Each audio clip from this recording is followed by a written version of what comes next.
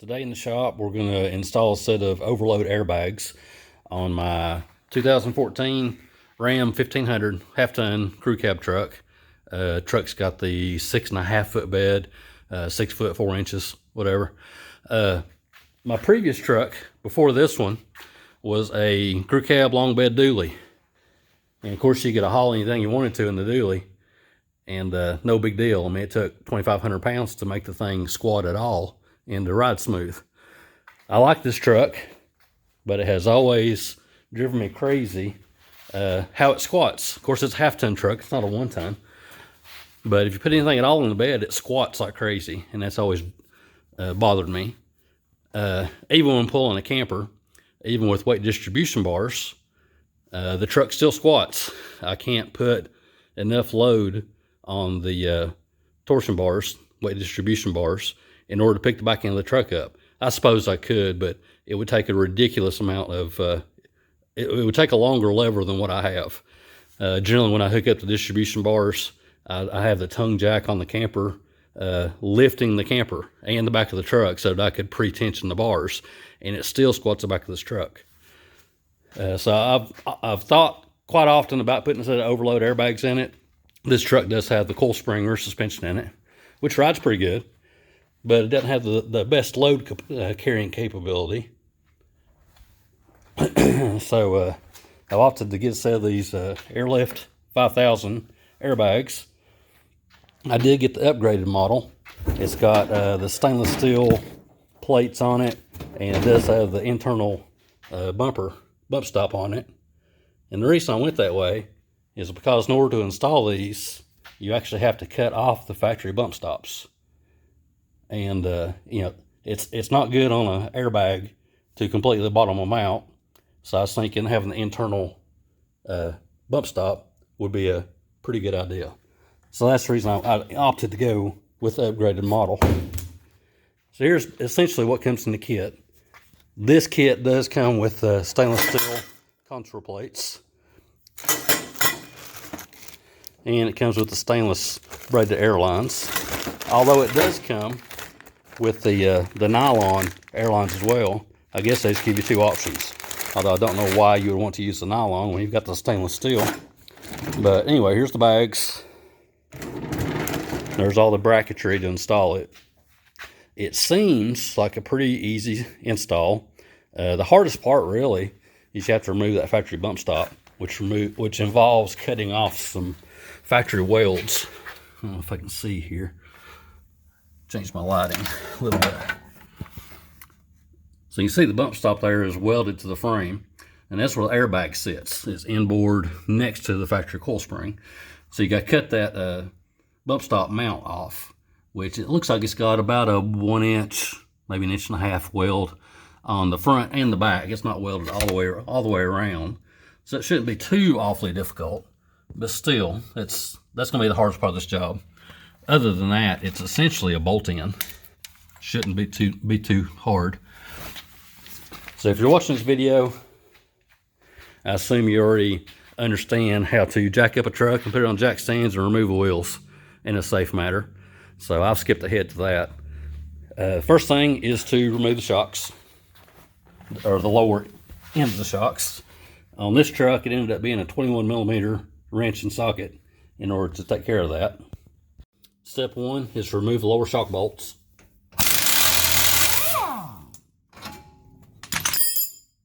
And then lower the axle so that you can remove the factory coil springs.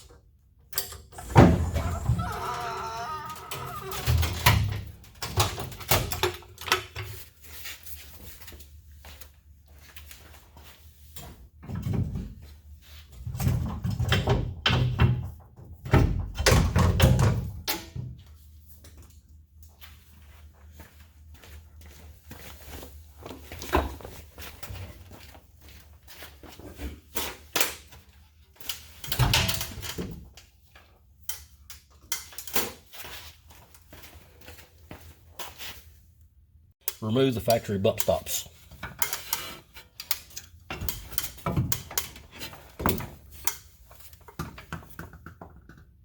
Now to remove the bump stop mount. because this is where the airbag goes. It's flush against this top plate here. You could use a grinding cutoff disc to remove this, but be aware, this is the fuel tank. So if you do use a grinding disc, cutting disc, be careful which direction your sparks go. I'm going to use a Sawzall instead and see how that goes. The main reason I'm doing it this way instead is because of no sparks.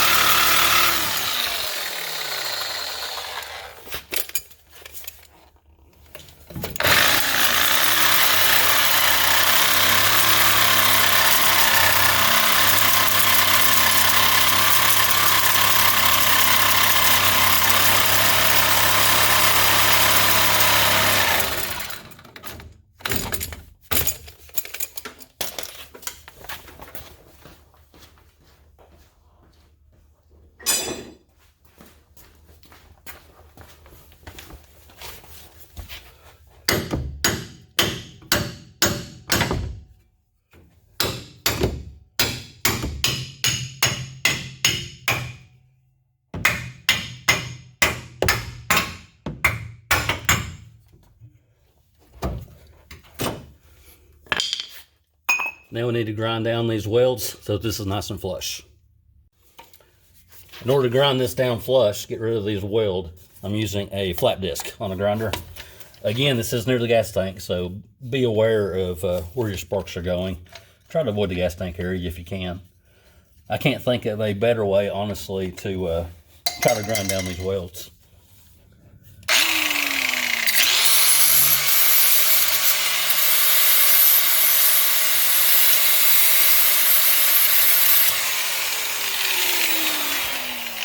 I'm going to use an air chisel first to knock off these loose pieces, and then we can flat disc the rest of it down flat.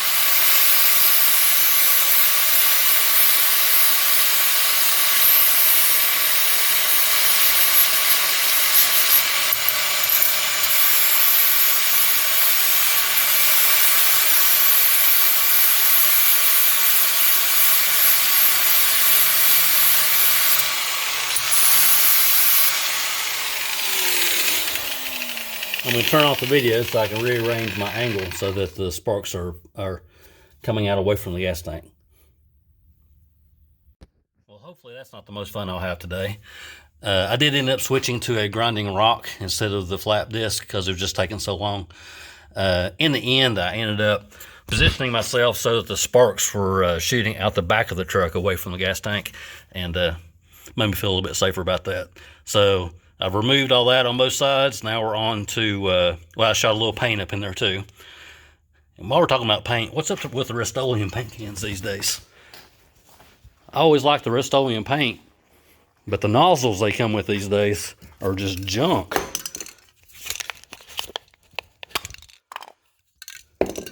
These nozzles right here, when they change to these, I mean, you can't use a whole can to save your life. Once you use a can one time, you might as well throw it away. If anybody from Rust-Oleum is watching this, go back to what you used to have, 10, 15 years ago, back when it was a good spray can of paint. So here you can see I've already marked my hole and I've started drilling it. That's where the self-tapping bolt will attach the bracket vertically up against the where the factory bump stop used to be.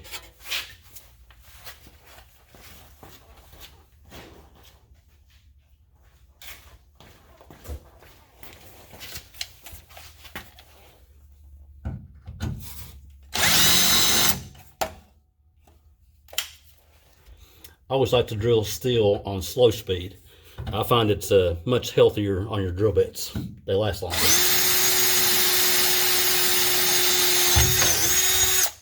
Okay, there's my pilot hole. Now I'll drill it out to 1/4 inch to accept the 5/16 self-tapping screw bolt.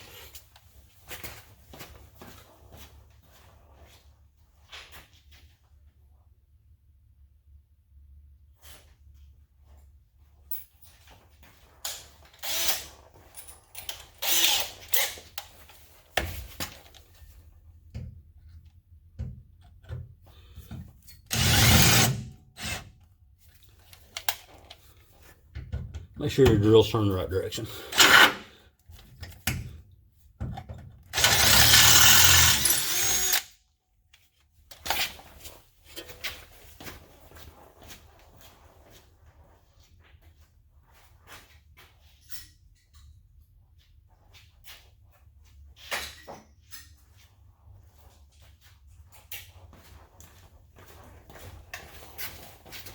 Now we'll attach the bracket with the bolt.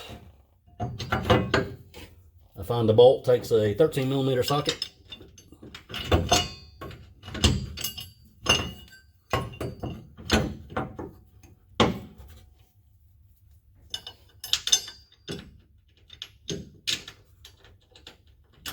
If I drilled the hole in the right place, looks right.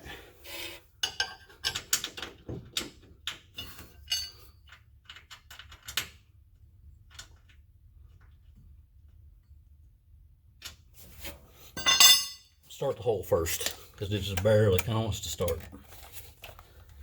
Instructions probably say that.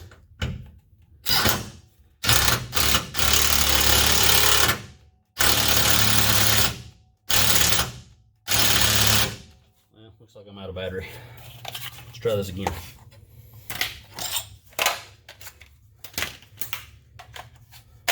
That's the thing I don't like about cordless drills. Constantly need battery. Okay. Now that the holes are threaded, should bolt in. Turn the bracket the right direction.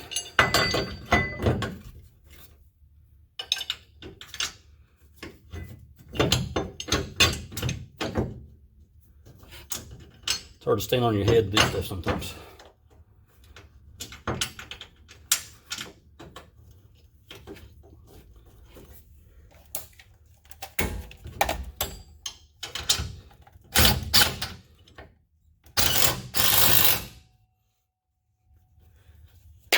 Okay, I've got the bracket up against the frame pretty well, bolt tightened down, and that's how the bracket will fit.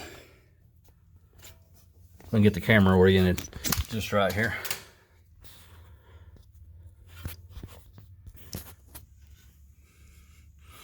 Okay, bracket in place, stick them on the side of the frame. Now we're going to do the same thing for these two holes. We're going to do a centering drill to mark the center of the hole, drill a pilot hole, and then drill it out to 1/4 inch to accept 2 self-tapping bolts. Okay, apparently this bolt, these are the upper brackets. This is the driver's side, although my camera's probably got this backwards. But this sits on the outside of the frame rail, and this sits up in the where we took off that bump stop. So that rests up against this, and this is sticks up on the outside of the frame rail. So you stick these bolts in this outer slot here, basically to act as a guide. There is a hole up in the, I don't know if you can see the directions here. No, you can't. There's a hole up in where the factory bump stop was at, and this acts as like a centering pin to slide in here so that you can kind of align everything and hold the bracket kind of where it goes up in that hole on the frame. So we're going to install these bolts in these brackets.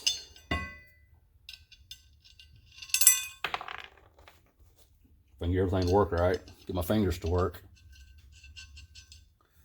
I'm gonna guess that's probably metric. It's probably the one I have over here.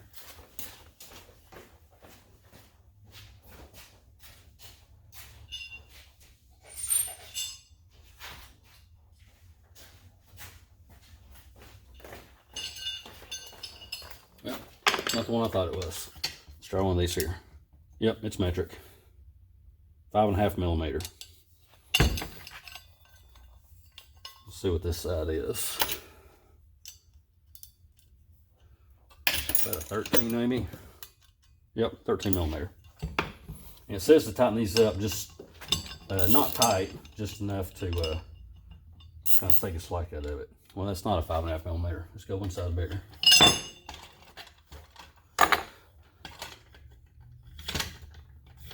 I'm sure I'm not the only one that does this. You wrestle, spend most of your time trying to find the right tool. That feels better. That's a 6 millimeter. Spend more time wrestling with tools than you do actually doing the project.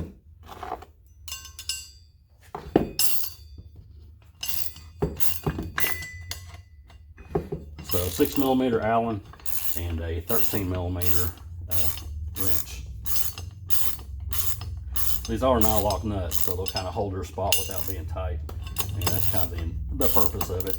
It says you don't want to tighten them down. You want them to be able to slide freely. So just enough to take slack out of it or it'll still slide in that hole. It's a little bit too tight, so we'll back it off just a hair. And of course I've got that backwards. You want the head of the bolt to be sticking up so it goes into the frame instead of the nut sticking into the frame. So let's redo this again.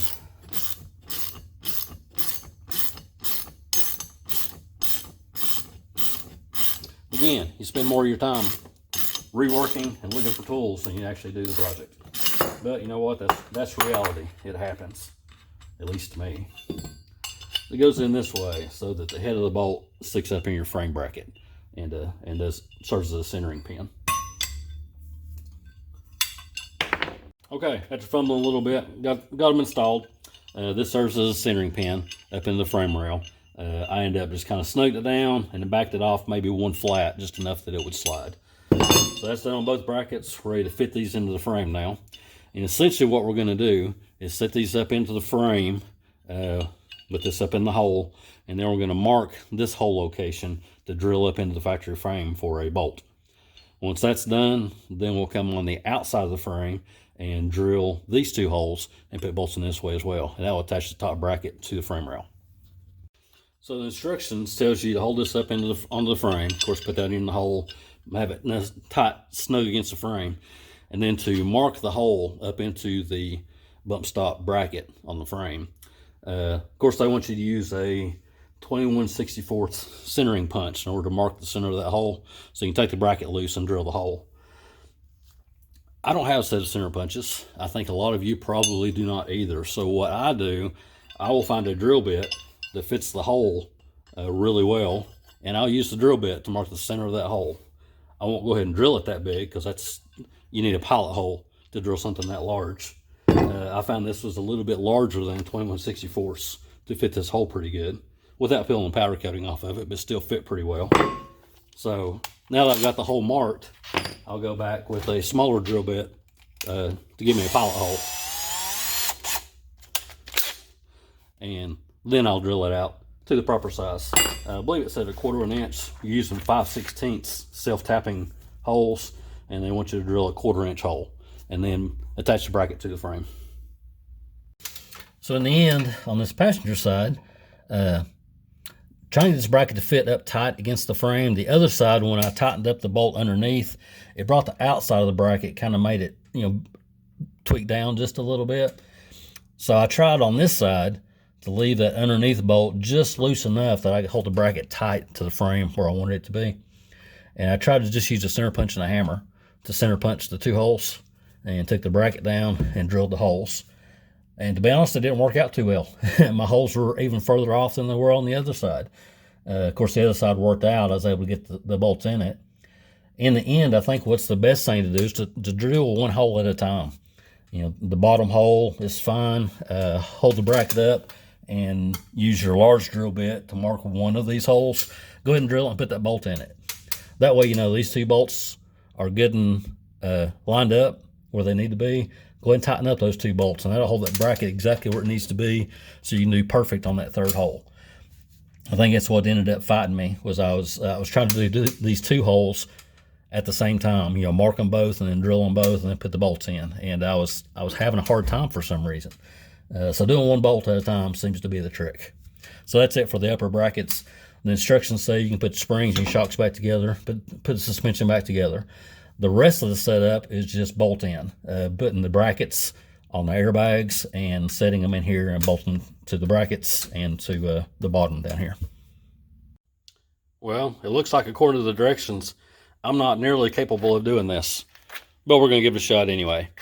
Here's the breakdown of how all the brackets go on this thing. We're ready to install those upper brackets now, and you can see how it goes together. You end up with these pieces here. We got to put these bolts in it. We're going to tackle that right now. Okay, now to assemble the airbags and the brackets to have them ready to bolt into the truck. This appears to be the top of the bag because it has the hole in it for the airline fitting to enter the bag. The other side just has 2 bolt holes. There's no air fitting. So here's the top. The contour plate goes on like that with the rolled edge towards the airbag. And then this top plate bolts on here. So it uses these 2 bolts.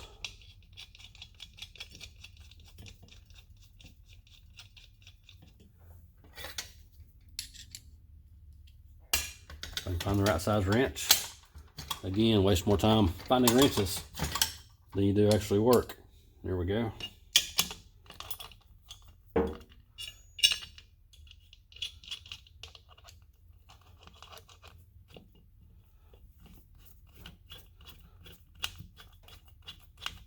You could use a cordless tool for this, but these threads in the bag are just brass. You don't want to over tighten and strip those things out, because then you got a bad airbag.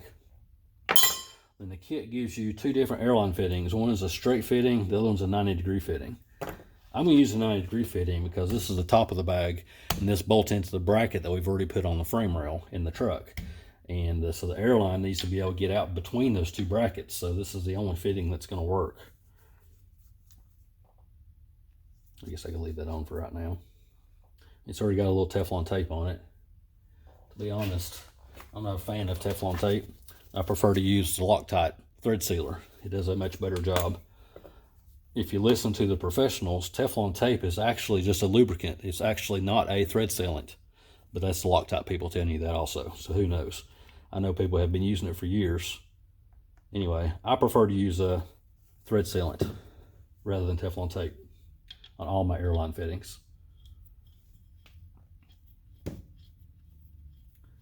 And the instructions, basically you want that pointing to the outside of the bag. And of course it's just spinning.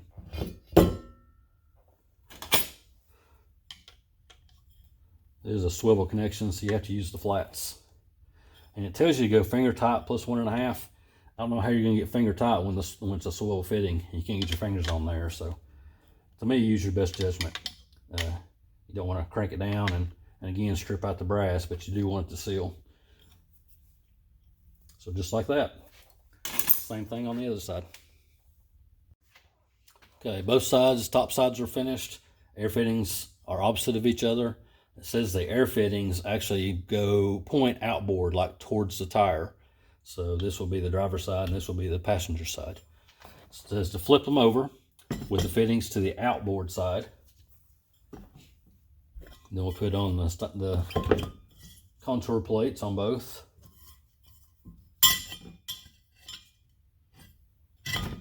Then position the bottom brackets this direction.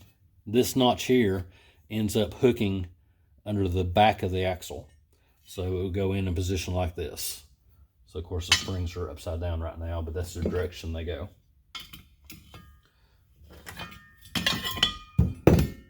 Then they use these counter sunk, whatever you call these things, bolts.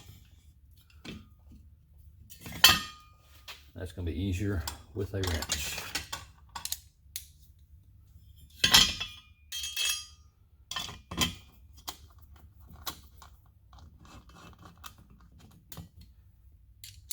always start all your bolts before you tighten any bolts, because you'll end up being bolt bound sooner or later and you won't be able to get the other bolts in. So you start everything before you tighten anything.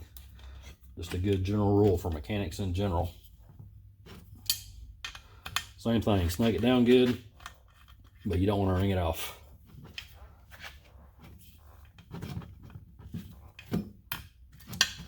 And same thing on the other bracket.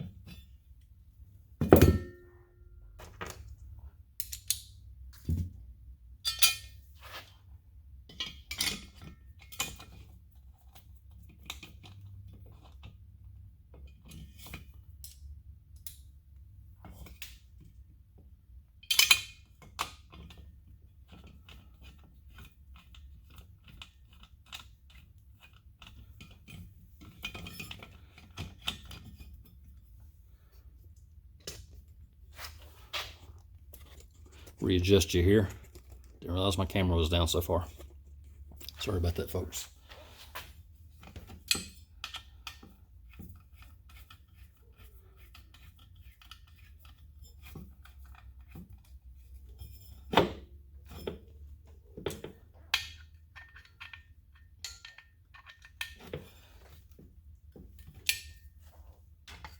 Okay, so now the airbag assemblies are ready to go in the vehicle.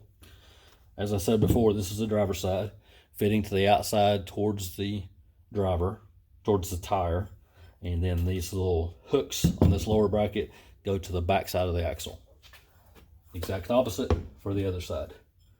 Pointing to the outside towards the tire and hooks behind the axle. This is a very difficult place to film, especially with my coil spring back in place. Maybe I should have left it out for a better camera angle. But this lower bracket, you can see how it sets into and hooks into the factory piece on the bottom of this track bar bracket. This is on the driver's side. And there's a bolt that goes through a factory hole here on this front side. There's a T-slot in the bottom bracket on the bag that you slide that bolt into. And then once you have that first bolt in place, there's a second bolt that comes over here in another hole to bolt through this upper link bar bracket. So that's how the bottom bolts in. Now the top, if I can get in here, this bracket on top of the bag bolts to the bracket that we put on the frame with 4 carriage bolts, and hopefully I can show you that here in a second. Okay, trying to show you the bolts on the bottom bracket. There's the one that comes from the T-slot that you put into the lower bracket before you install it down into the truck. The other one is up inside that upper link mount. It does take a deep well socket and an extension in order to snake up in there to that one. You do need a deep well socket because the carriage bolts are just long enough that a shallow socket won't tighten up the nuts. Not all that difficult, it's just very difficult, very hard to film. You do want to make sure that that lower bracket, can't show it to you, is fully seated into the back of the factory track bar bracket. There it is. Before you tighten up those bolts, you do want to make sure that this is fully seated into here, that's hooked well, and then tighten up your bolts. Now moving on to the upper, which should be much easier. It's just 4 carriage bolts to bolt the 2 brackets together. Okay, found something out the hard way, although I got lucky. These bottom brackets, there is a right side and a left side. I did not pay attention to that when I put these together, but I got lucky. This is my passenger side bag, and it actually has an R on it right there. I imagine driver's side, if it'll focus. Anyway, there's an R right there. Driver's side, I imagine, has an L on it. The difference is, I talked about a T-slot for these carriage bolts to go in on this bottom side. This is where it hooks into the bracket on the frame, but this front side is where the bolts go. That goes through the upper, or the controlling arm brackets and such. On the driver's side, there is a T-slot. You have to put a carriage bolt in before you install the bag into the truck, and it's sort of in the middle, and the bolt kind of slides in this direction, you know, like that. This passenger side does not have that. It just has the 2 holes here that the carriage bolts slide in from the other side. So there is a difference. Pay attention to that. Okay, this is the passenger side. You can see how the top goes together. The plate that's bolted to the top of the bag bolts to the bent bracket up on the top. I have to say this passenger side was a little bit difficult. This bolt right here is kind of, I can't see for the hose, is back in kind of sandwiched in between this area for this upper track bar bracket. It's really difficult to get a wrench in there. I was finally able to get just a normal boxed in wrench in there, but even then, you know, you're grabbing like half a flat in order to get that tightened up. Another thing I find wrong, probably, my opinion, in the directions, it had said to put this air fitting on the outside toward the tire. Okay, the problem with that is it puts this hose really close to the coil spring. I'm gonna have a really difficult time trying to route that hose to make sure it doesn't get caught up and rub against the spring. In my opinion, if I had it to do over again, but I'm not gonna remove this setup to change it, at least for right now, I would have put this air fitting on the inboard side to get it away from the spring and all this issue. I believe your routing would have been much easier on your air hose. For right now, for myself, for my use, I'm just gonna run these hoses to the Schrader valves at the rear bumper. I'm not gonna be using these airbags all that often, at least for now. This way I can put air in them just for my air compressor when needed. Eventually, phase 2, phase 3, I will probably put a onboard air tank on the truck with a dual bag or two-sided control so that I can fill up my air tank here at home with my compressor, put 150 psi or something in it, and then I can adjust the airbag settings on the fly when I'm out on the road someplace. If I need it, I can put a little air in them and they'll take care of it. Eventually, I would like to have an onboard air system on this truck to run, you know, fill up tires or run impact wrenches and stuff like that. I do get called quite often, friends and family, you know, flat tire in a parking lot, you know, up in town. And of course, I normally take the easy way out and I'll grab a floor jack and an impact wrench and an air tank and go take care of it for them. But having onboard air on my truck would really help that considerably. So now I'm going to route my air lines as best I can to Schrader valves here in the rear bumper next to the tag. I'm at them somewhere in here, I haven't decided yet, and this installation will be finished. So I ended up using this rubber line clamp thing in order to hold the line, you know, to where it would stay away from that spring. Anyway, quick fix. Okay, so the only parts I have left over, you know, you always have parts left over at the end of the job, is a heat shield kit in case you have to run your air lines too close to a exhaust pipe. I ended up not needing it.